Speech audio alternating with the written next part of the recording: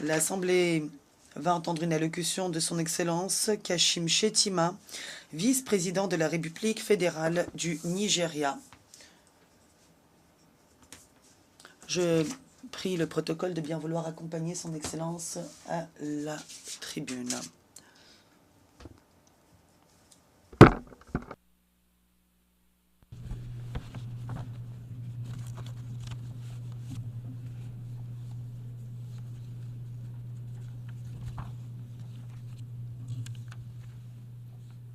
Mr. President, Monsieur le Président, Excellences, Mesdames et Messieurs les chefs d'État et de délégation, Mesdames et Messieurs.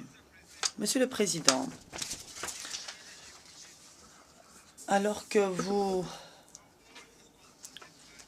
entamez la présidence de cette auguste Assemblée, notre monde est confronté à des questions morales profondes.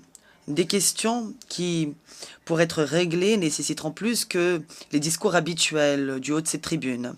Des questions qui ont trait au but ultime de cette organisation, des Nations Unies, et de ce que l'on peut faire pour que l'organisation des Nations Unies reste pertinente et résiliente. C'est en exprimant ces sentiments que je vous transmets les salutations fraternelles et chaleureuses de mes compatriotes. Je vous félicite en leur nom pour votre accession à la présidence de l'Assemblée. Vous pouvez compter sur toute la coopération de ma délégation dans l'accomplissement de vos grandes responsabilités au cours de ce mandat. J'aimerais également rendre hommage à votre prédécesseur, son Excellence Denis Francis, pour les nombreux progrès notables réalisés pendant son mandat. J'ai également le plaisir de saluer son Excellence Antonio Gutiérrez, le secrétaire général des Nations Unies, pour sa détermination à servir la cause de la paix et du développement et pour ses efforts visant à démocratiser les Nations Unies pour refléter les réalités actuelles et corriger ou rectifier l'injustice historique infligée à l'Afrique. Je me réjouis en outre de prendre note de l'appui apporté au secrétaire général par notre chère sœur et compatriote Amina Mohamed, vice-secrétaire générale, qui partage avec lui le poids des responsabilités à la tête d'une organisation aussi complexe que les Nations Unies. Monsieur le Président, le thème choisi pour cette année ne laisse aucun doute sur le fait qu'il reste beaucoup à faire pour combler le fossé entre les aspirations et les réalités du monde d'aujourd'hui. Ce thème souligne également la nécessité de rappeler que les Nations Unies incarnent d'abord et avant tout l'ouverture qui repose sur trois piliers, paix, développement durable et droits humains. Or, ces piliers, aujourd'hui, sont compromis. Ils risquent d'être brisés par l'acharnement de certains à promouvoir des priorités nationales et individuelles plutôt que les besoins collectifs des nations réunies ici. Si l'attachement au multilatéralisme est la meilleure garantie d'une action globale face aux défis existentiels qui sont les nôtres, la singularité et le nationalisme sapent aujourd'hui notre volonté de régler ces problèmes de manière pacifique et collective. Nous traînons depuis des années de nombreux défis. J'en citerai quelques-uns: terrorisme, conflits armés, inégalité, pauvreté, discrimination raciale, abus des droits humains, crise alimentaire, faim, flux migratoires irréguliers, piraterie, pandémie mondiale, hyperinflation, prolifération nucléaire, endettement, asphyxion, changement climatique et bien d'autres. La manifestation persistante de ces défis témoigne de nos échecs plutôt que des exploits, des nobles exploits que nous aurions accomplis. Des milliards de dollars sont aujourd'hui engagés pour faire la guerre et attiser les braises des conflits. Et pourtant, nous sommes réticents à dépenser les ressources requises pour bâtir la paix et répondre aux besoins élémentaires des peuples. La question de la gouvernance est au cœur de nos problèmes aussi, mais c'est également la solution. Nous l'avons reconnu au Nigeria le 12 juin dernier lorsque nous avions célébré un quart de siècle de pouvoir démocratique ininterrompu. Nous sommes non moins fiers de cet exploit que du fait qu'au cours des 2 dernières décennies, toute l'Afrique a été submergée par une vague de démocratisation. Toutefois, le retour des changements de gouvernement inconstitutionnels et des coups d'État militaires dans certains pays du Sahel souligne la fragilité même de cette démocratie lorsqu'elle ne repose pas sur des piliers solides. Le développement économique, une paix, une sécurité pérenne. C'est cette fragilité plutôt que les progrès réalisés grâce à la gouvernance démocratique en Afrique qui devrait compter le plus dans notre discussion ici, à ce débat de haut niveau et ailleurs. Si nous abhorrons les changements de gouvernement par la force, nous devons également prendre note de l'impatience qui bout dans les villes et les villages face à la lenteur des avancées démocratiques. Nos peuples ont besoin d'emploi, ils ont besoin de moyens de subsistance décents. Ils aspirent à une éducation de qualité abordable, à des soins de santé abordables et de qualité pour leurs enfants et leurs familles. Ce qu'ils veulent, c'est vivre dans des environnements sûrs, sains et sécurisés.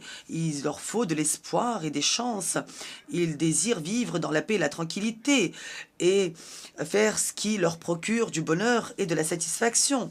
Lorsque les gouvernements ne répondent plus à l'appel du peuple, ces derniers, inévitablement, se posent la question de savoir si la démocratie a encore une utilité. Ils remettent en question d'autres idées aussi, comme l'état de droit. L'endettement mondial représente une charge qui sape également la capacité des pays et des gouvernements à répondre aux besoins de leurs citoyens.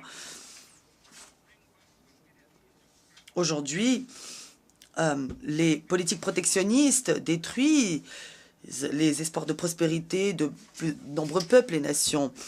La compétition débridée plutôt que la coopération dissuade les investisseurs. L'insécurité générale crée des difficultés sans précédent. Il est du devoir de la communauté internationale de rétablir la confiance dans le pouvoir démocratique et l'ordre constitutionnel en accordant plus d'attention aux besoins et aux aspirations des peuples plutôt que de se contenter de déplorer du bout des lèvres les exactions des droits humains et de dire que l'on veut garantir le développement durable et la paix.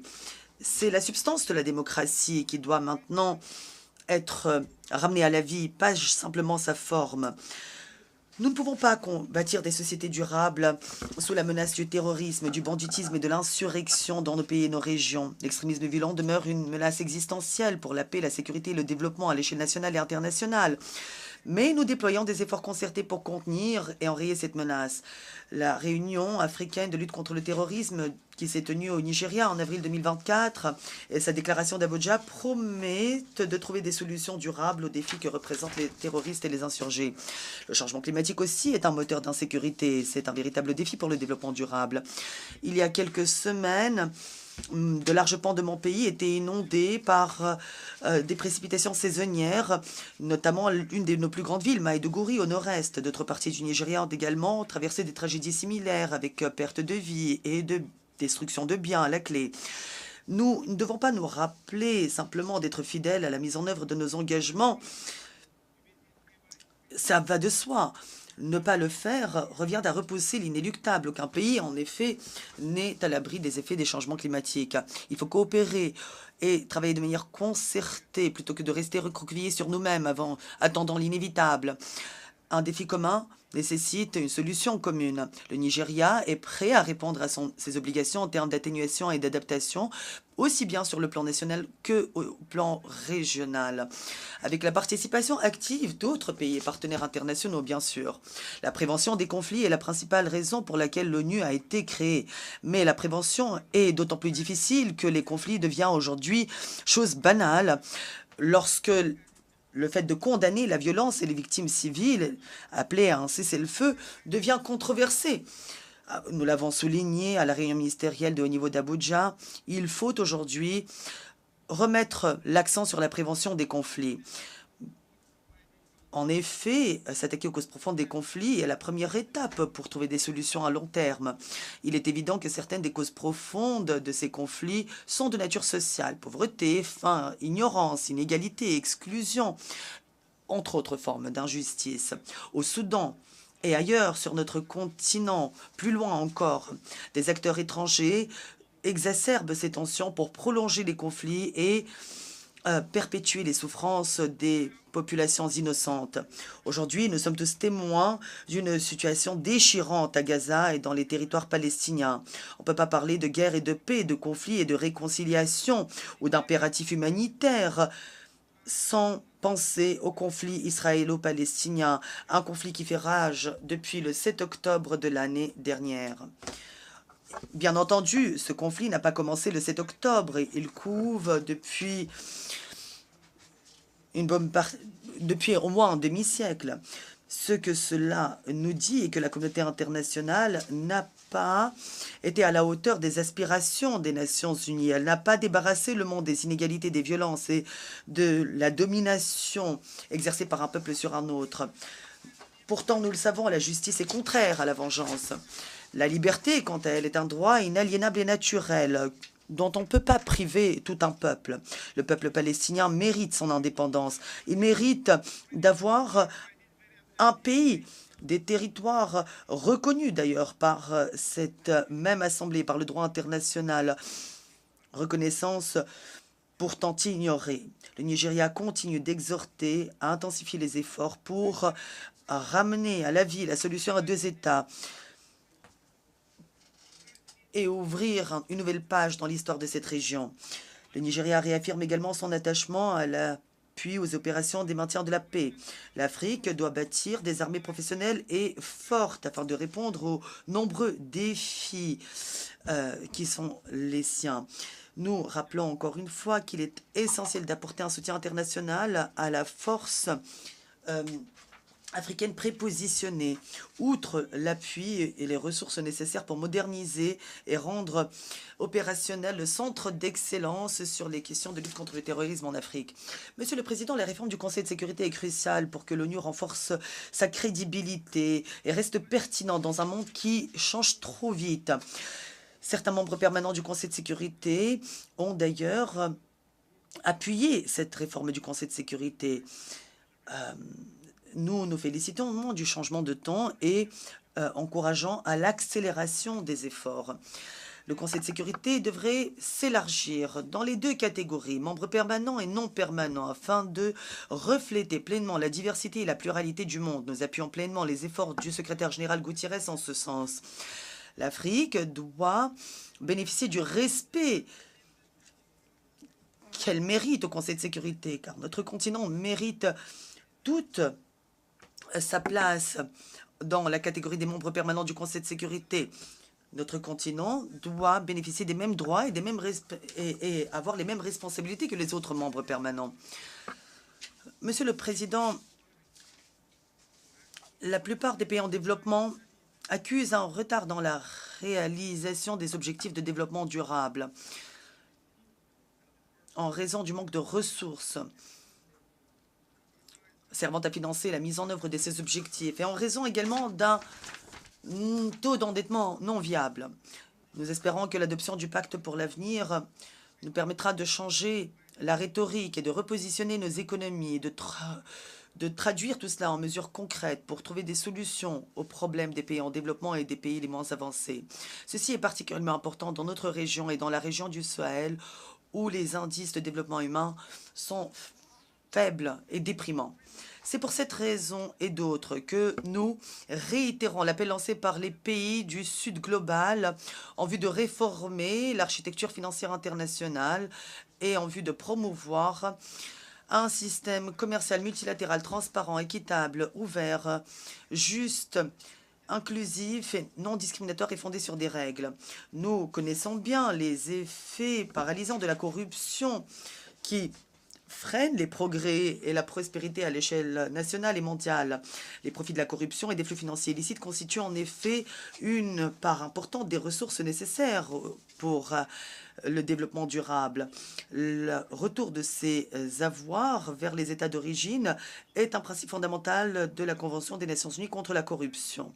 C'est pourquoi la communauté internationale doit promouvoir l'adoption de mesures concrètes pour renforcer la coopération internationale afin de restituer les avoirs volés aux pays d'origine et éliminer tous les abris dont bénéficient accès corrompu abrique et facilite les flux financiers illicites, flux qui partent des pays en développement vers les économies développées. Il est également urgent de promouvoir la mise en place de régimes fiscaux inclusifs et équitables dans le monde. Nous avons contribué à présenter une résolution sur la promotion d'une coopération fiscale internationale efficace et inclusive aux Nations Unies. Des progrès ont été réalisés dans l'adoption du mandat de la Convention cadre des Nations Unies sur la coopération fiscale, mais il faut aller plus loin et adopter une convention cadre aujourd'hui. Il faut aussi que toute réforme du système financier international passe par des mesures d'allègement de la dette afin de permettre le financement durable du développement. Les pays du Sud global ne peuvent pas progresser s'ils ne bénéficient pas de concessions et d'une révision de leur endettement afin de revoir ces dettes à la baisse. Mon gouvernement prend en considération les impératifs en matière d'investissement. L'an dernier, j'ai signé des ordres exécutifs pour enrayer la double fiscalité. J'ai également créé une équipe spéciale présidentielle sur l'examen des politiques fiscales et la réforme des politiques budgétaires et de la réforme fiscale. Ces mesures visent à donner confiance aux investisseurs qui souhaitent venir au Nigeria et visent également à permettre aux investisseurs de tirer des profits raisonnables de leurs investissements. Si le monde est aujourd'hui en train de faire sa transition vers la 4e révolution industrielle, l'Afrique, malheureusement, souffre d'un déficit énergétique. La mise en œuvre de l'ODD 7, énergie abordable et propre, doit aujourd'hui être prioritaire et tenir compte de la situation précaire de l'Afrique. Le gaz naturel demeure central pour la recherche de solutions aux défis énergétiques auxquels se heurtent l'Afrique et la communauté internationale. L'accès à des sources d'énergie plus propres, plus fiables et plus abordables est plus qu'une question de développement ou environnemental. C'est un facteur clé de la paix et de la sécurité internationale. Monsieur le Président, le Nigeria également reste déterminé à réaliser le DD 13, action climatique, et notamment l'ambition net zéro et la transition des hydrocarbures et énergies fossiles vers les énergies propres. Pour démontrer cette détermination, j'ai créé un comité présidentiel sur l'action climatique et les solutions fondées sur l'économie verte, et j'ai même nommé un envoyé présidentiel spécial sur l'action climatique. Nous redoublerons d'efforts pour relever les défis que pose le changement climatique et pour assurer la transition. Mais ces engagements doivent être ancrés dans le principe des responsabilités communes mais différenciées dans les dispositions de l'accord de Paris signé en 2015. L'accord de Paris prévoit en effet que les pays développés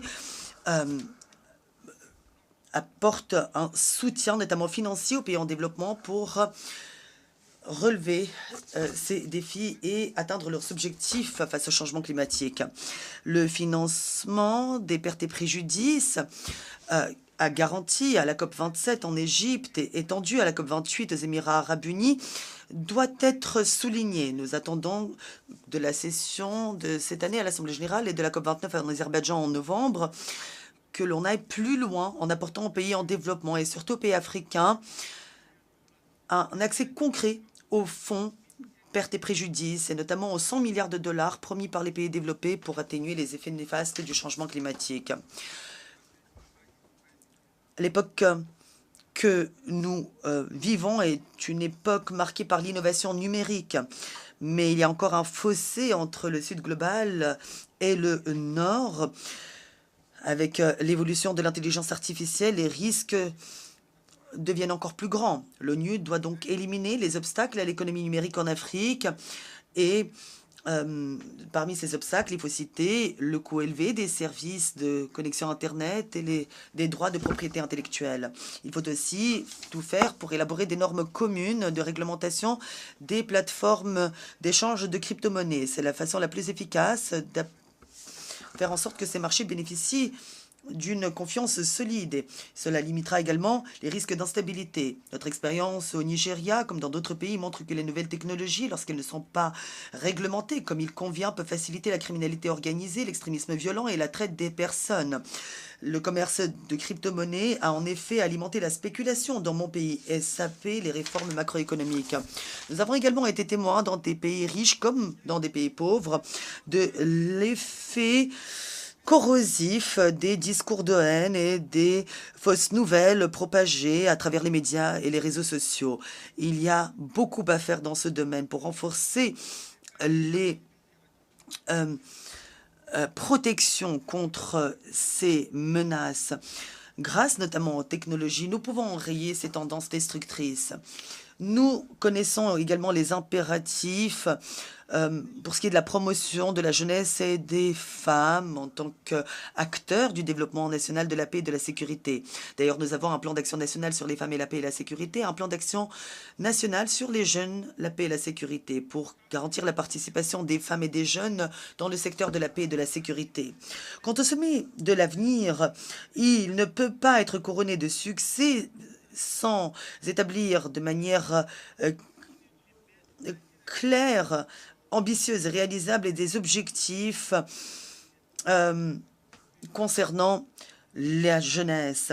Conformément à cette aspiration, mon gouvernement continuera d'investir dans la jeunesse nigériane en lançant des initiatives comme la redynamisation du Fonds d'investissement national pour les jeunes, axé sur l'autonomisation des jeunes et leur entrepreneuriat. La famille mondiale, nous le savons, continue de sentir les conséquences de la pandémie de Covid-19, mais nous en avons tiré des enseignements précieux.